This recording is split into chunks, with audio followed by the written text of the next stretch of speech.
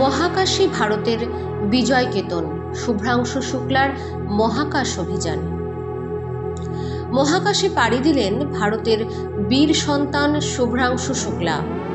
রাকেশ শর্মার মহাকাশ যাত্রার 40 বছর পর আজ ভারতের নাম লেখা হলো নক্ষত্রের ভিড়ে। ইন্ডিয়ান এয়ারফোর্সের গ্রুপ ক্যাপ্টেন শুভ্রাংশু শুক্লার এই মহাকাশ অভিযান রীতিমতো ইতিহাস সৃষ্টি করল। আজ থেকে ইতিহাসের পাতায় লেখা থাকবে গ্রুপ ক্যাপ্টেন শুভ্রাংশু শুক্লার নাম। তিনি হয়ে গেলেন ভারতবর্ষের দ্বিতীয় মহাকাশচারী এবং প্রথম ভারতীয় যিনি ইন্টারন্যাশনাল স্পেস রিসার্চ সেন্টারে পা রাখলেন। এই মিশনের গুরুত্ব কি?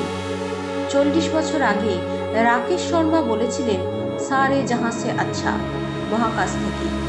আজ শুভ্রাংশু শুক্লা আমাদের নতুন স্বপ্ন দেখাচ্ছেন, ভারতের মহাকাশ গবেষণাকে আন্তর্জাতিক মানে পৌঁছে দিচ্ছেন। এটি ভারতের বেসরকারি সরকারি অংশীদারিত্বে পরিচালিত প্রথম পূর্ণাঙ্গ মানুষ পাঠানো আন্তর্জাতিক স্পেস মিশন। শুভ্রাংশু শুক্লার যাত্রাপথ: ইন্ডিয়ান এয়ারফোর্সের গ্রুপ ক্যাপ্টেন, একাধিক ফাইটার জেটের পাইলট হিসেবে অভিজ্ঞতা, স্পেস ট্রেনিং সম্পন্ন করেছেন রাশিয়া ও ফ্রান্সে।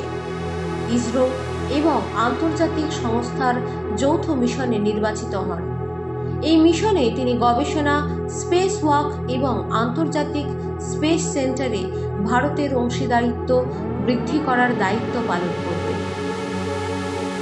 জয় হিন্দ মহাকাশ থেকে শোনা যাচ্ছে, উৎক্ষেপণের কিছুক্ষণের মধ্যেই শুভ্রাংশু শুক্লা বলছেন, জয় হিন্দ, বন্দে মাতরম।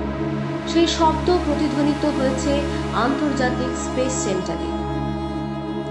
ভারতের জন্য এর অর্থ কি?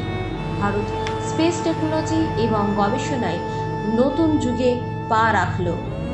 যুব সমাজকে বিজ্ঞান ও মহাকাশ গবেষণার প্রতি আকৃষ্ট করবে। আন্তর্জাতিক মহাকাশ স্টেশনে গবেষণার মাধ্যমে নতুন মেডিসিন, স্যাটেলাইট টেকনোলজি এবং মহাকাশ বিজ্ঞান উন্নয়নে ভারত বড় ভূমিকা নেবে। আজ ভারতের মাথা গর্বে উঁচু। রাকেশ শর্মার পর শুভ্রাংশু শুক্লার হাত ধরে ভারত আবার পৌঁছে গেল নক্ষত্রের রাজ্যে, নতুন ইতিহাস সৃষ্টি করল। মহাকাশ জয়ের পথে ভারতের এই এগিয়ে যাওয়া আমাদের সকলকে অনুপ্রাণিত করবে নতুন স্বপ্ন দেখতে। জয় হিন্দ, বন্দে মাতরম।